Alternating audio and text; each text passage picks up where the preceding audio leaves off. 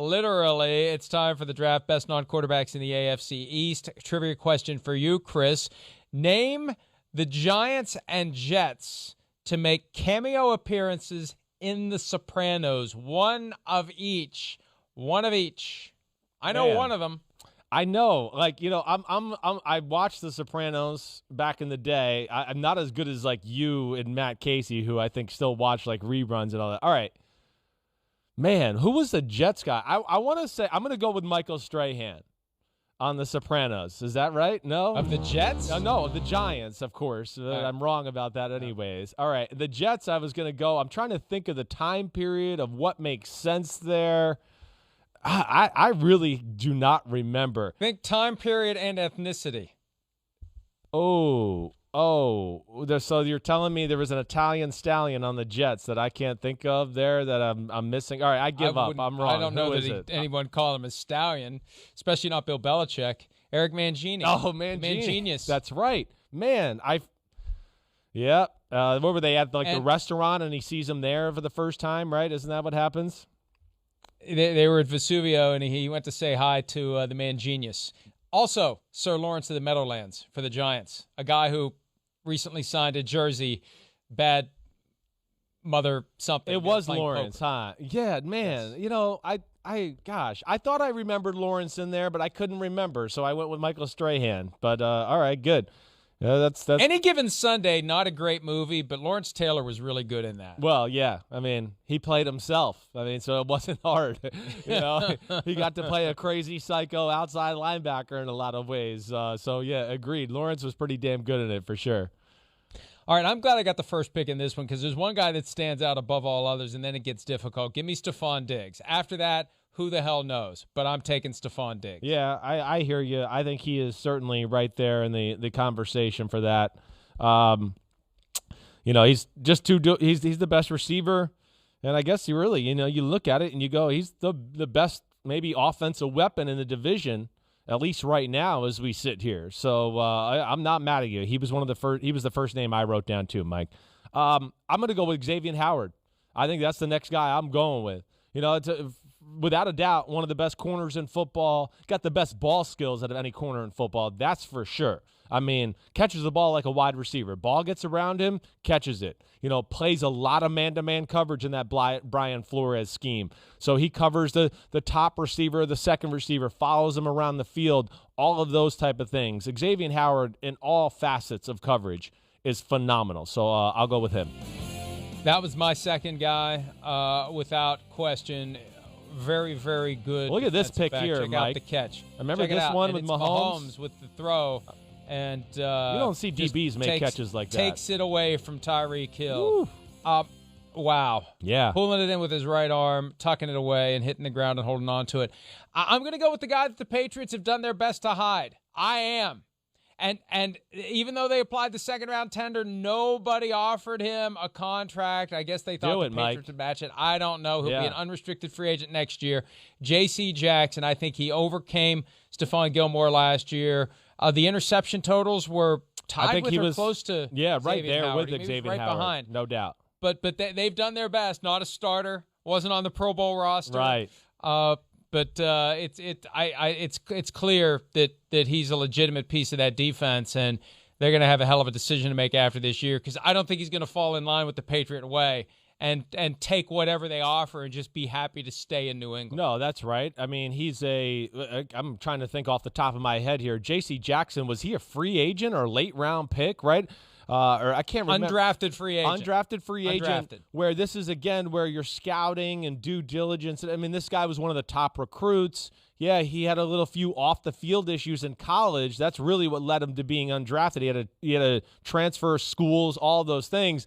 But New England, knowing all that information and recognizing the talent, never kept their eye off of him. And I'm with you.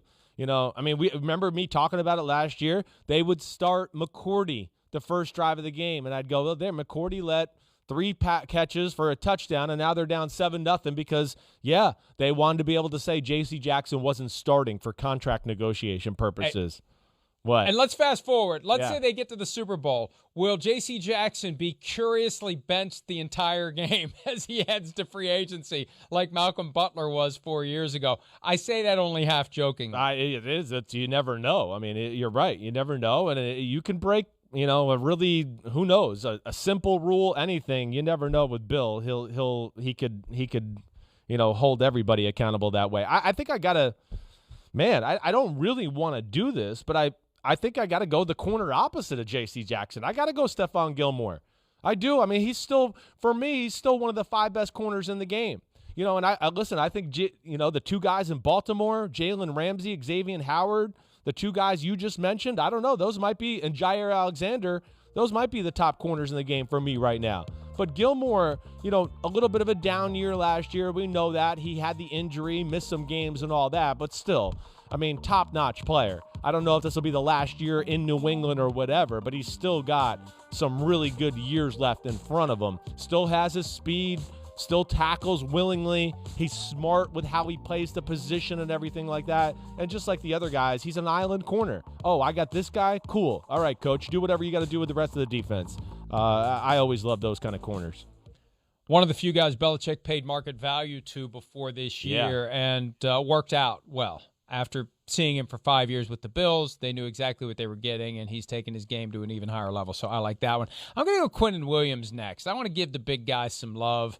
Look, it's hard when you're an interior defensive lineman to justify that draft status unless you're Aaron Donald. You don't get a ton of sacks. I feel like he's moving in the right direction, though.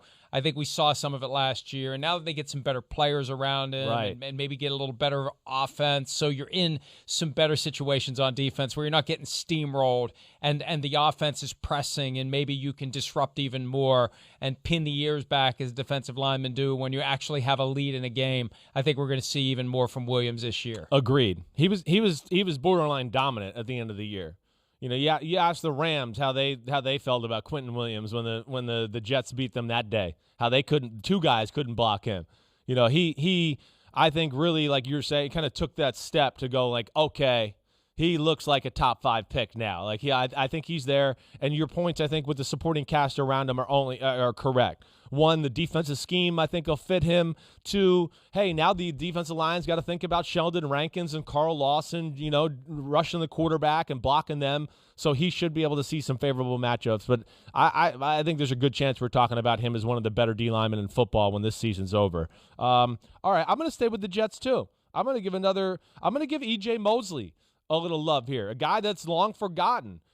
Hurt his groin 2 years ago. You've forgotten his first initial. He's been gone for so long. What did I say? You said EJ. What the hell is this? CJ. Oh my gosh, CJ. I'm an idiot. Yeah, see, it's been that long. They know. Oh my gosh, I don't know where I had that name in my head, but yeah, CJ Mosley. I mean, he had that groin injury 2 years ago. Last year, he opted out. Again, I don't know exactly where he is, but I can't imagine he's fallen off a cliff to the point to where he's still not one of the better inside linebackers in football. I mean, remember Week 1, 2019? He was phenomenal. Nothing in the first half. He was phenomenal. He injures the groin, and the whole year fell apart. Right, exactly right. So, I mean, again, he was so good before that, and I would have a hard time thinking he's not going to be real good again this year. I had him on the list, but I thought if I pick him, you're going to give me a hard time because he hasn't done anything. I know. No, I think he's too talented, and he's not old enough for me to think, the year out of the game hurt him or anything like that. So I'm playing he's back with vengeance this year. I hate to go back to the Patriots because they had 2 guys on already, but, that's okay. The Jets just went back-to-back. Hey, Jonu Smith, the first guy that they signed, just minutes into free agency. He was great with the Titans last year, underrated because you got Derrick Henry and you got A.J. Brown, you got Ryan Tannehill. But I think that was a great move by the Patriots. We know how important the tight end is in their offense. He's got Hunter Henry there to take some heat off. I think Henry and Smith together will be great. I think Smith, even though Henry got the franchise tag with the Chargers, so you end up thinking he's better than someone who never did, I still think Smith right now a notch above. Right now, a guy who's ready to explode and become household name in New England and possibly beyond. Yeah, agree. I mean, they gave him more guaranteed money than Henry. I know it was 1 more year on the contract, but I think that does say something to what they think the talent of that guy is. And yes, I think this is Jonu Smith from a talent standpoint is up there as far as the physical ability of all the good tight ends in football. Now he's going to be in an offense and everything that really knows how to use them and things like that, to where I think he shows everybody what he's got. When you sit here and do this exercise, I have the most Patriots written down. The Patriots team is the one that has more than any other team to me, and I'm going to go back to them, because as I sit here right now, the best edge defender in the division is Matt Judon, who also was just signed by the Patriots. I know there's Carl Lawson with the Jets. Maybe the Dolphins with Jalen Phillips, who I'm honestly thinking about their first-round pick, taking him here as this draft continues. But I just look at Matt Judon, and yeah, maybe he's not going to be a 12, 14 sacks a year type guy, but it's going to be a lot of 8 and 10 and a lot of other great things he does for your defense that don't go on the stat sheet. And that's why Belichick and them signed him and like him. So I'll go Matt Judon. I'm really, really stuck here. Yeah. We've got one Buffalo Bill. Tre'Davious White's on the board still. I know. I'm thinking about him, but he's not the guy that he was before he got his extension. No. So I'll go Mekhi Becton. Okay. I like what he did last year, Yeah. and I like what he's going to do as he continues to develop in his NFL career. That's 3 Jets and 1 Bill. And only 1 Dolphin, and they're on the cusp as well. But I got to go Mekhi Becton. That's the guy that I would take out of all the names left. It's a division that lacks superstars, but has a whole lot of good and depth. That's what I think when you look at these teams. You just go, man, they're well constructed. It might not be these superstar headline type of guys, but you just go, wow, good player, good player. I'm stuck between. There's Tre'Davious. Trent Brown is in the division, which I still think he's going to be one of the better right tackles in football. All right, I'm going to go with Byron Jones down in Miami. I'm going another damn corner. I mean, you just tell you, Byron Jones, when healthy, to me, is, again, in that conversation with some of the other corners we've talked about here. Last year, he played through injuries. But, man, there's a reason the Dolphins paid him a boatload of money, because he's an island guy that can cover anybody in football. So I'll go with him there. It was a tough one. It's close between these other guys. This was the toughest division so far. There aren't superstars beyond Stefon Diggs and maybe Xavien Howard. It's very difficult. Hi, I'm Mike Tirico, and thanks for watching. Make sure to hit subscribe for the latest news and highlights from NBC Sports.